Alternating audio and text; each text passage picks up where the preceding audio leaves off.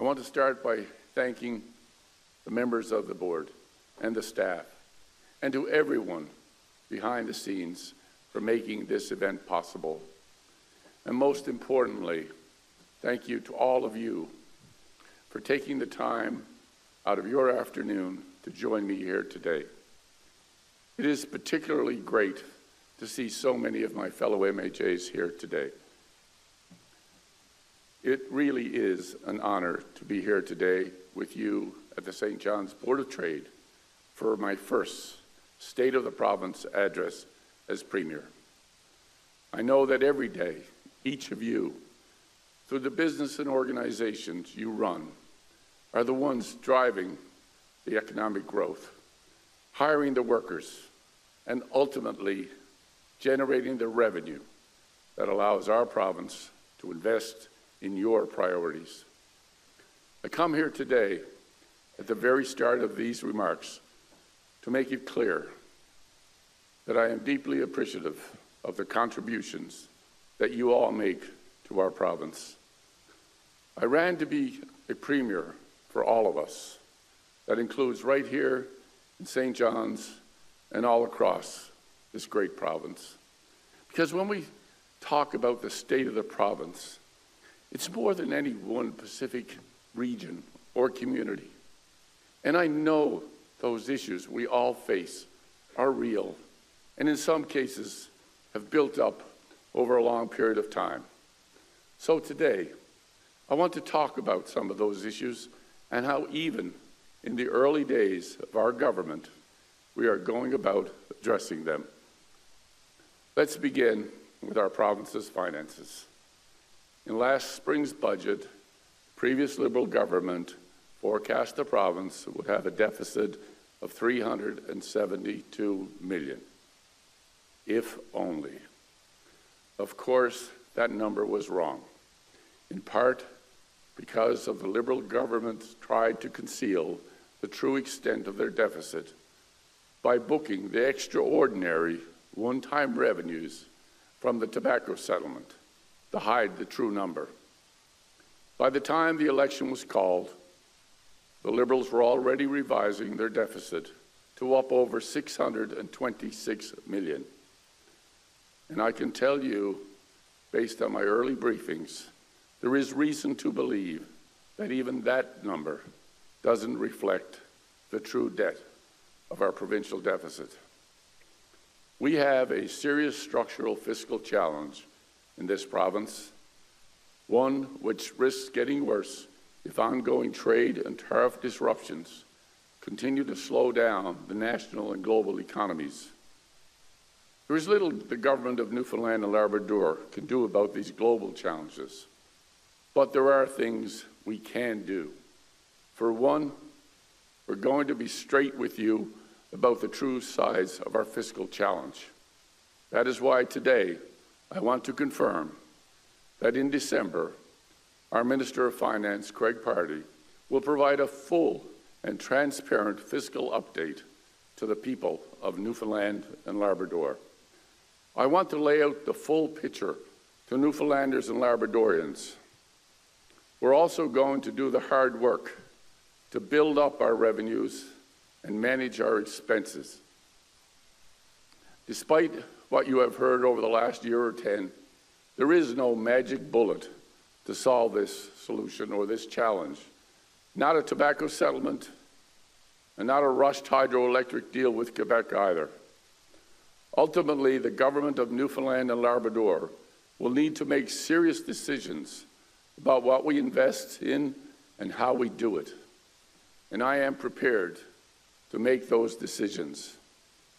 But there are a couple of things that I am not prepared to do. First, I am not prepared to put the burden of balancing the budget on the backs of the hard-working Newfoundlanders and Labradorians who are already paying so much.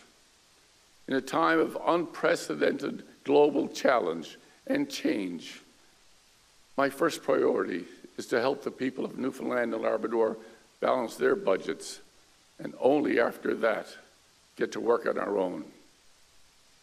And when we get to work on our own budget, and we will, I have been clear that it will not come at the expense of the commitments we made to the people of Newfoundland and Labrador during the general election. This means we will invest in better health care for all of us. It means we will invest in lower taxes for all of us, to put more money back in your pocket to help with the cost of living. And it means we will invest in safer communities. To afford all of these investments during our first term in government, we need to be smart and strategic. We will not make dramatic cuts, but we will need to be focused on finding government waste, making it easier for businesses to invest and create jobs while refocusing our spending on higher priorities. And we need to double our efforts to grow our economy faster and build up the base of revenue that allows us to invest in the better services you all deserve. I am here to tell you today that continuing to develop the Upper Churchill and developing Gull Island will be part of that revenue mix. I have always been clear. We will develop Churchill Falls and Gull Island. We will electrify Labrador, and we will always be ready to talk to anybody, anywhere, in order to get a deal done. And everything we do, we will do transparently. For far too long, the previous government deliberately kept far too much hidden from the people of our province. We're changing that. Right now, at my direction, government officials are drafting terms of reference for a new independent review process. This independent review will be truly independent. It will be specifically empowered to ask questions and receive answers on all matters related to this MOU or any future agreement that replaces it. It will recommend what it wishes to recommend, and it will be specifically empowered to make its findings public. One area where the independent review will be specifically empowered to make recommendations is on ensuring that our local trades workers are treated fairly when it comes to work on these projects. Jobs which either deliberately or negligently the previous Liberal government choose not to fight for in their original negotiations. It is all about jobs, and this, to me, is one of the biggest differences between our government and our predecessors. I believe to my core that the best way to grow our economy is being unapologetic, pro-jobs government. Later today, I will lead a delegation to Ottawa, during which I will meet with Prime Minister Carney. And there are a couple of issues that I intend to raise with the Prime Minister. It will start with making the clear case that as the federal government ramps up its defence spending, it is also essential that they also correct years of neglect as it relates to our province. Today, in Canada, Newfoundland and Labrador ranks dead last among all Canadian provinces when it comes to defence spending in our province. And it's not even close. We receive less than a third of what New Brunswick receives. We receive less than 10% of what Nova Scotia receives. And PEI receives more federal defence spending than Newfoundland and Labrador. If Prime Minister Carney wants to beat his NATO targets and build a stronger federation, I will encourage him to remind the Department of National Defence that Canada does not end at Halifax. And if Ottawa steps up to the challenge,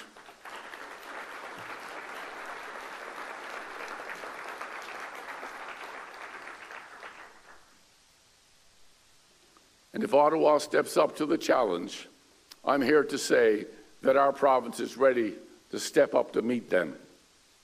Because right here in Newfoundland and Labrador, we have what they need. including a strategic location with access to the Arctic, Atlantic, and Eastern seaboard.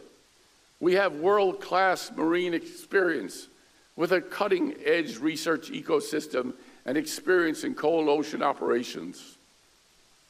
We have essential resources, including critical minerals and clean energy.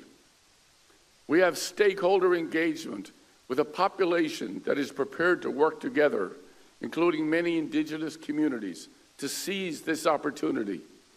We have a vibrant, innovative, and tech sector with leading experience in dual-use technologies. And we have best-in-class education and training, including research and development and skilled training not available anywhere else. We also have the critical infrastructure needed to build, including deep water, ice-free ports, and shipyards, and facilities like Bull Arm and Cowhead. But most importantly, we have the workers, including the unionized skilled workers in short supply in other sectors, and including workers with transferable construction skill from our offshore oil sector, including work we can be doing on the Beta Nord topsides. And that is why another thing I intend to raise with the Prime Minister is to encourage him to designate the Beta Nord oil and gas project as a major project in the national interest.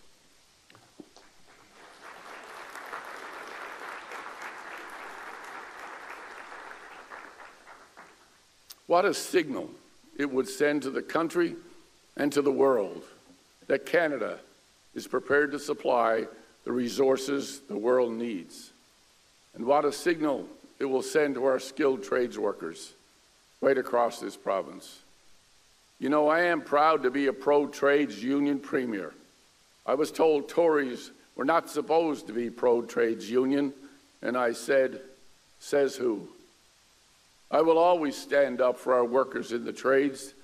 I want our province to build big things, and I want our unionized workers in the trades to be the people to build them. Last week, I met with senior leaders with Equinor to express my firm position that any company that is looking to profit from Newfoundland and Labrador resources should also be expected to invest in employing Newfoundland and Labrador trades workers to do the work wherever possible. I am here to tell you today it was a good conversation.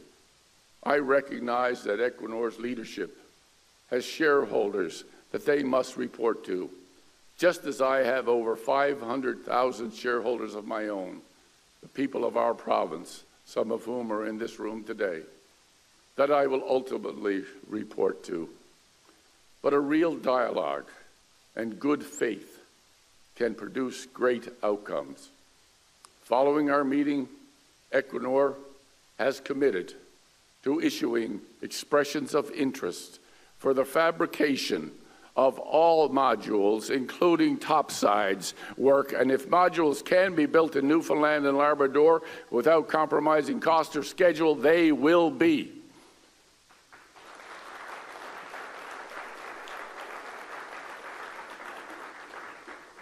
This was the development we've been waiting for. It is a path to bringing Beta Nord topside jobs to Newfoundland and Labrador. We also have the opportunity to build an entirely new economy around subsea supply and fabrication. The scale of the subsea infrastructure is truly remarkable. If laid out in a straight line, it would stretch from White Hills to Holyrood, and with some components as large as multi-story buildings. Best of all, the majority of this work will be carried out right here. In short, building up our subsea fabrication abilities represents a new frontier for our entire province. The only question is, why did it take so long?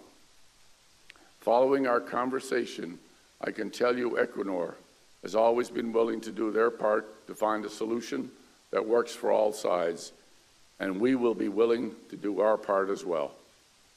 And what has changed in our province finally We have a government that is prepared to fight for jobs and the fight for workers, and a government that is prepared to stand up for the oil and gas sector.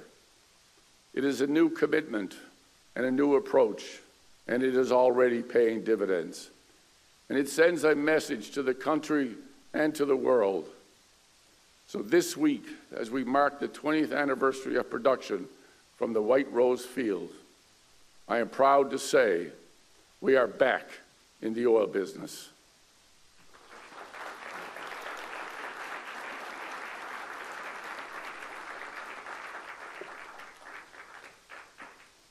I'm excited about the future of Beta Nord, just as I'm excited about the future of Churchill Falls and Gull Island. But our biggest resource was never the oil, and it was never the hydro. The greatest resource of our province has always been the people of our province. Our greatest resources are the doctors, the nurses, the nurse practitioners, the pharmacists, EMT, and other health professionals who work tirelessly at all hours, evenings, and weekends to keep our healthcare system on its feet. Our greatest resources are the police officers who are stretched to the limit, trying to keep the public safe from drugs and organized crime, the Crown attorneys trying to keep the worst offenders behind bars, or the mental health and addiction workers trying to ensure that nobody falls through the cracks. Our greatest resources are the innovators and the entrepreneurs, including the people right here in this room, looking just to create jobs and help us grow. And our greatest resources are the skilled trades workers who want to put their training and experience to work, not in Alberta, but right here at home. If anyone asks me about the state of the province, I will tell them the state of this province is strong because our people are strong. They always have been. What they deserve is a government that is prepared to be just as strong and looking out for them, the way the people of our province have always looked out for each other. That is the government that Newfoundlanders and Labradorians deserve to see. And every day that I remain blessed to be in this job, I intend to lead that kind of government. Thank you very much.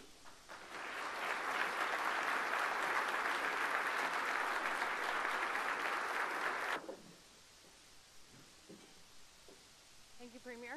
Thank you. That was a lot to react to. I was writing notes feverishly so I could capture them. The state of the province is strong. I think that's a great message for you to leave us with today, so thank you for that. I think Byron referenced earlier that you barely had time to hang your coat.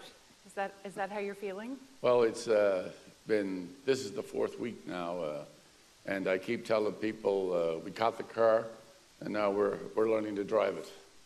And there has been lots of briefings and lots of things, but the thing that stands out for me the most is when you start to dig in to all of this, you know, there is so much opportunity here. There are so many people in this province that just want to get things going. And I think that, you know, when I look out at this room and I think about all the businesses that are out here and all the jobs that have been created, you know, it's not simply about mega projects. It's about the fact that every single business out there creates employment. And our job is to try to get out of your way.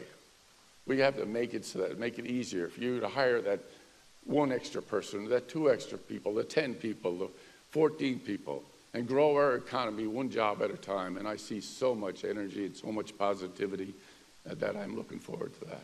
I'm glad to hear that. I think I can certainly attest to this room that we have here today are filled with individuals who are as invested in the success and prosperity of Newfoundland and Labrador as you are. Absolutely, I think that's true. I referenced earlier when we were sitting at the table, just from following your social media, you are doing a lot of meetings. There's a lot of conversations that you are having, a lot of organizations throughout the province, organizations, not-for-profits, businesses. What have you learned in the last month or so, or how has your perspective changed based on what you're hearing from people? It's what I said when I started this campaign, that if you really want to fix something, or learn about something, go talk to the people that are doing it. So if you want to understand how to make changes to healthcare, go talk to the people that are working in it. If you want to fix education, go talk to the people that are working in it. Go talk to the business people that are creating the jobs. And how do we get out of their way? I've heard so many discussions about things like red tape, the challenges and the frustrations that people face in trying to do business with government. I've heard lots of stories from municipalities about their challenges with Crown lands and other things. So I think for me, it's the same learning curve to understand that, government has a role to play, but we also have to make sure that government is not the reason why something doesn't happen. We should be there to make sure it does happen and facilitate that. So I think there's lots of opportunity to do that. The Board of Trade is happy to help you whenever you need advice or want to sit down and discuss that, certainly. You've made, well, I'll ask you to define it. You've just transitioned from being the leader of the opposition to being the premier. How are you approaching this role differently, and how has your leadership changed to meet what you need to do now? Well, it's a huge responsibility, clearly, and as I have said, I'm very honored and humbled, and to the people of Newfoundland and Labrador who chose us to be their next government. But I also think with it comes an extreme responsibility to make sure that we continue to address the issues that have been talked about, that we have been talking about, that the people of Newfoundland and Labrador talk to us about during the campaign and before the campaign. And when we talk about those things, that's what we're talking about. We're talking about access to health care. We're talking about making life more affordable and making our communities safer. And underneath all those pillars are so many other things that need to get done. You touched on it a little bit during your address there. The reality, you're saying the reality of the fiscal situation is different than what you thought. How do you intend to, I guess, balance or find that spot between making those real investments in healthcare and public safety and the things that you campaigned on, and frankly, the things that enable us to have well-being and security? How do you balance investing in those things while also managing a situation that... Well, that's why it's so important when we talk about what we can do or what we can't do. I talked a lot about priorities of government. I talked a lot about how we can be a little bit more efficient. I don't believe in simply cutting our way to prosperity. I don't think that's possible. We have to grow our way to prosperity. But that involves making sure that as a government, we partner with the people who could create the jobs. We'll create the environment. But it's the people in this room and others who will create those job opportunities that will put people to work. And I have always said, I want our province to be a province where people simply don't come from, they come to. And that is so important to me because we have to create that environment. And that's why one of the things we did initially to try and help keep people here was to take that basic personal income and make it the highest basic personal income in Atlantic Canada. So now the first $15,000 that anyone in Newfoundland and Labrador makes is tax-free. But these are things, and we have to start focusing on retention of our youth and the young ones. And that's exactly why we also offer that for anybody graduating from college or university, if they file their income tax in Newfoundland and Labrador, we will give them their tuition back over a period of time. And think about that, because it's not like we're losing anything. We're gaining something. We're gaining people who are going to stay here and work, who will pay taxes, who will buy a car, who will invest in a home, who will raise their families. This is the key to me of how we can turn this place around. But that's exactly where it starts. But we've got to create that environment so that companies like are here today can create the jobs that we need to keep people here in Newfoundland and Labrador. And from a revenue perspective, I mean, one of the things that you just mentioned, we are sitting in a place right now that we do have quite a few opportunities ahead of us that we should be positioning ourselves to take advantage of, certainly for jobs reasoning and also for revenue to do those things and to be able to change what's happening and certainly the demographics. And for me, it's, we always know we have all of these resources. But I think it's very important for us now to start thinking about our resources are not something just to be sold. They should be something to be developed. So how do we create industry? and other things from the resources that we have here. So, you know, it's no good anymore just to simply say we're going to sell something to someone else. Let's turn around and see what the opportunities are for us to use that to develop industries right here in Newfoundland and Labrador. I think that's very important. So if we apply that thinking to the MOU and to this renegotiated deal with Hydro-Quebec, I know you referenced that time during your address, you want to move forward with the review. What else do you see in the, you know, the activities and the path to developing that and making that possible? Well, I think that's the thing we need to look at. We have to make sure that we've opened up ourselves to what are the art of the possible. I mean, the world is changing so fast that it even has changed significantly since the MOU was first signed. Mm-hmm. But what is it we can do? All of us know how things, the change for the need for electricity is changing. It seems like almost daily. But let us not be afraid to turn around and take the time to assess what we have. That what we have here in Newfoundland and Labrador, and it's ours. So let's make sure that at the end of the day, we get it right and we do it so that we benefit and take care of that maximum benefit for Newfoundlanders and Labradorians that we all talk about. And so I guess very much linked to that, Beta Nord is a little bit of the same thinking. You just announced a significant development. From where I sit, and I'm sure how others interpreted that, does that change allow you to get closer to making a deal like this possible? Oh, listen, I believe deals are possible all the time, but I think we've got to come to the table and be prepared to negotiate those. And, you know, in my discussions with Equinor, it was a frank discussion, but it was a good discussion.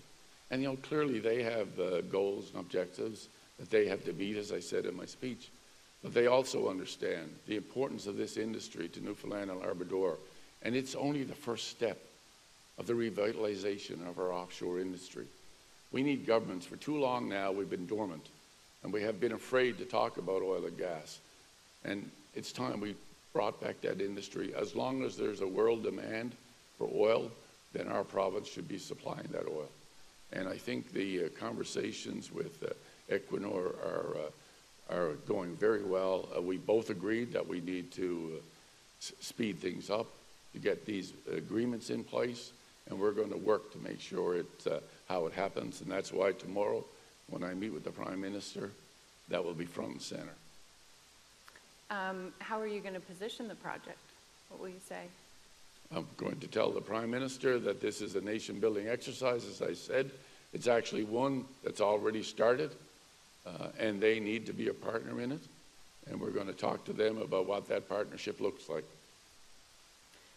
It is an interesting time to be a premier, I think, when you look at the federal and provincial relationship and what's moving forward. We see our own country right now trying to navigate a really complex environment while strengthening our own economy. How will you position Newfoundland and Labrador when you have the opportunity to talk to Prime Minister Carney? Well, again, I think it's very important that he understands that Newfoundland and Labrador, we are all proud Canadians, and we're proud of the country that we live in. All of us are. But I think it's also important for him to understand what we have to offer, just so like I talked about a minute ago on the defense spending piece. You know, they're talking about a significant investment in expense spending, whether it's the repairs and maintenance, whether it's the decommissioning. We have everything here that they need to move forward with. So making sure they understand that and making sure they understand everything that Newfoundland has to offer and continue to make our case. Do you see opportunities for collaboration with other provinces as a part of Newfoundland's future? Is that absolutely? I mean, I think we all want to enter into those agreements and to talk with other provinces, because the more we can do together, the stronger we will be. But I also believe that we take our position of what we have to offer, and I think that's one of the things we've got to start doing. You know, we spend a lot of money on tourism ads and everything else, but at the same time, it's time we started promoting everything else we have in the province of Newfoundland and Labrador. The businesses that we have, the technology that we have, the innovators that we have, the marine facilities that we have. Like, we have so many things here in this province of ours that perhaps many people may not understand that we are capable of doing. And I think for me, it's getting our message out there that we are open for business. We want people to come here and do business, and we want to make sure, as a government, that I make it easier for that to happen. How do you see that taking shape? I think that's a really important conversation. I think, even if we just look at the defense space recently, provinces and industry are pursuing those opportunities with a lot of gusto. And I think arguably a lot of people are saying Newfoundland and Labrador isn't there. How do you suggest that industry and government should be coming together to pursue opportunities like this? I think it's very important for, as a government, that we reach out to industry, and industry likewise reach out to us, because it's that partnership. Nobody has a patent on good ideas. So let's not be afraid to talk to each other. Let's not be afraid to have those conversations. But I think, to me, these are important things that need to get done quickly. Beta Nord needs to be done quickly. The defense spending is going to happen quickly, and we need to be front and center on that immediately. I appreciate that perspective. Something we hear a lot about from our members, and I'm not sure it necessarily gets the airplay that sometimes I think it should, is some of the issues surrounding the capacity with Marine Atlantic. Marine Atlantic, as I don't need to tell you, port to port, you probably have more interfacing with it, but Marine Atlantic does have some capacity issues, and it's a critical lever for the growth and development of our economy. What do you think that we could be doing right now to put this on the radar or address the issues we're facing? Well, I think that's one of the things we got to really talk about. I mean, we all talk about it as our Trans-Canada Highway. But, when we joined Confederation, that was part of the terms. So it's getting back to recognizing what that was supposed to be, how it was provided, and making sure that the costs associated with it. So we have a couple of issues. We have one, lack of capacity at particular times, and secondly, we have the significant cost. So I think there's a couple of issues that we ought to focus on right there. And if I could make a plug for it, it is probably an issue that requires the province to help give that gusto to the industry voice, if you could. I appreciate it. My last question, really, when you think about 4 years from now, I know that seems like quite a ways away, but 4 years from now, when you reflect back, what do you want this term to be remembered for? I hope that at the end of a 4-year term, that we will be able to sit back and talk about the things that we had as our vision, where we have a province where life is more affordable, where life in Newfoundland and Labrador is prosperous, where healthcare is accessible, where no opportunity, as I've said before, is left untapped, and we leave nobody behind. But I think for me, the other big thing that we have to work on is I want to see a strategic plan. I want to, at the end of 4 years, be able to say we have a poverty reduction strategy that is working. I want to be able to say that we have a plan in place to reduce our significant debt, a real plan, so that at the end of the day, the people that come after us can have a say, so that they don't find themselves in this mire of debt that we have found ourselves in. So maybe 40 years from now, we can start, and people will say that the governments of the past and the leaders of the past actually took care of some of these issues. That's going to be the thing that we all should be focused on. Well, that will be a great legacy. Thank you. Thank you for being here with us today. We all send you with a lot of luck and best wishes for your conversation tomorrow as you represent Newfoundland and Labrador and have some of these tough conversations. We certainly look forward to an update and hearing more as well. Yep. We will meet with other ministers as well, Finance Minister, COA, Energy, all of those things this week. But it's about bringing our message. As I said, and it's time that we started standing up and talking about everything that we have here as a province, that we can contribute to the national economy, that we can be nation builders. And that's exactly the message that I want to bring tomorrow. We absolutely can be nation builders, and we should. Absolutely. More so importantly. Thank you for your time and for being here and for sitting with us today. When I said to you that we're all as invested in the success and future of Newfoundland and Labrador, that isn't lip service. I think if you sat with every single person here, you would get that, and that is real, and the Board of Trade certainly feels that. And so we'll put an open invitation out for any advice or, you know, anything that we can be a part of to advance any of this, we're happy to do so, and always happy to connect your government and team with the business community, because that's where we'll get stuff done for sure. I look forward to it. Thank you.